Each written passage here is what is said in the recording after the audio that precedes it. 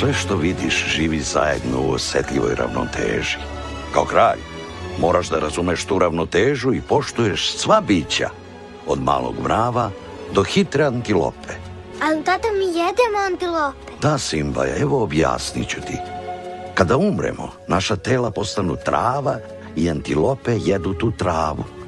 Tako smo svi povezani u velikom životnom krugu. Dobro jutro, veličanstvo! Dobro jutro, Zazu. Da li ste spremni za jutarnji glas? Kao i uvek. Pa, pčele javljaju da su leopardi blizu.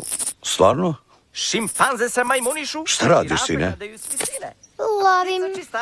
Uči od starog majstora. Rekao sam slonovima da ih puste, ali ne mogu. Zazu, okreni se. Da, veličanstvo, gepardi su ostrici, Zalegni ali ja što opet niže kažem možeš. da bolje nisu ni zaslužili. Dobro, zaleko sam, jasno. Šta se dešava? Učimo prikradanje. O, odlično, prikradanje. Prikradanje! Ne, veličanstvo, niste valjda ozbiljni. Ovo je zaista ponižavajuće. Ne smiješ ni da šušneš. Šta ste mu to rekli, Mufasa? Mufasa? Simba? Bilo je odlično. Zazu, gospodine, vesti iz podzemlja. Vidi, sada ćemo... Veličanstvo! Hijene! U plemenskoj zemlji! Zazu, odvedi Simbu kući. Tata, idem ja. Ne, sine. Ja nikad ništa ne smem. Mladi gospodaru, jednoga dana ćeš ti biti kralj.